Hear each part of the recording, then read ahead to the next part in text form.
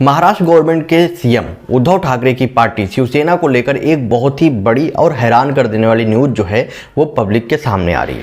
जैसा कि आप सबको पता है कि जो शिवसेना की जो पार्टी है वो एक कट्टर हिंदू धर्म को सपोर्ट करने वाली पार्टी थी। स्टार्टिंग से ही आप लोगों ने इस चीज़ को देखा होगा। और सबसे बड़ी बात कि जो इनके संस्थापक थे, जो बाला साहब ठाकरे थे, उनका एक ही काम था हिंदू धर्म की स्थापना। उनकी तरफ से हमेशा इसी चीज़ को लेके जोर दिया जाता था और हमेशा से वो हिंदू धर्म की रक्षा को लेकर आगे आते थे और मुस्लिम कंट्रीज और मुस्लिम लोगों को जो है हमेशा से वो विरोध करते थे। लेकिन अब जो है एक बड़ी अपडेट आ रही है और यहाँ पे जो शिवसेना गवर्नमेंट है, शिवसेना की जो पार्टी है, उनके द्वारा मुस्लिम समाज को धर्म के आधार पर आरक्षण के लिए एक ऑर्डिनेंस ला रहे हैं। ये जो है अपडेट जो दी गई थी ये राकेश सिन्हा के द्वारा, प्रोफेसर राकेश सिन्हा के द्वारा दी गई और जो कि एक एमपी हैं। अच्छा, बाय द वे ये अपडेट देने के बाद जो है महाराष्ट्र में काफ़ी ज़्यादा बवाल मचा हुआ है। उसके बाद लोगों की तरफ से अलग अलग तरीके के कमेंट आ रहे हैं और बोला जा रहा है कि ये जो आरक्षण के लिए जो ऑर्डिनेंस लाया जा रहा है ये सिर्फ और सिर्फ मुस्लिम वोट को अपनी तरफ आकर्षित करने को लेकर है। उसी के बाद जो है संजय राउत के ऊपर भी काफ़ी बड़े बड़े आरोप लगने लगे, क्योंकि संजय राउत ने पिछले कुछ टाइम पहले ये जब कट्टर हिंदू को सपोर्ट कर रहे थे उस टाइम इन्होंने ये भी बात बोली थी कि मुस्लिम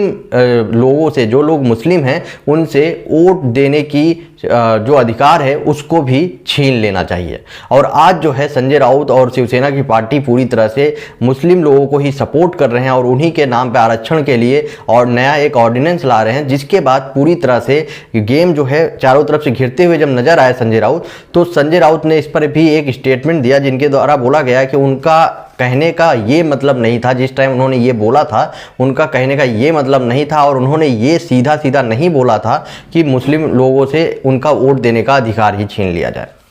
बाय द वे इन सब चीज़ों के पीछे कई लोग जो कमेंट करते हुए नजर आए, जो ट्वीट करते हुए नजर आए, उसके बाद उनके द्वारा ये भी बोला गया कि इन सारे के सारे चीज़ों के पीछे एक ही औरत का हाथ है और वो है सोनिया गांधी। जैसा कि आप सबको पता है कि सोनिया गांधी जो कि कांग्रेस की लीडर हैं, उनके द्वारा उनकी कांग्रेस की पार्टी जो है वो हमेशा मुस्लिम वोट पर डिपेंडेंट होती है, हमेशा से ट्राई करती है कि मुस्लिम वोट को अपनी तरफ आकर्षित करे। उन्हीं के कब्जे, उन्हीं के कहने पर हो सकता है उद्धव ठाकरे गवर्नमेंट के द्वारा ये बड़ा कदम उठाया जा रहा है और आरक्षण के लिए एक ऑर्डिनेंस लाया जा रहा है। अब देखते हैं आने वाले टाइम पे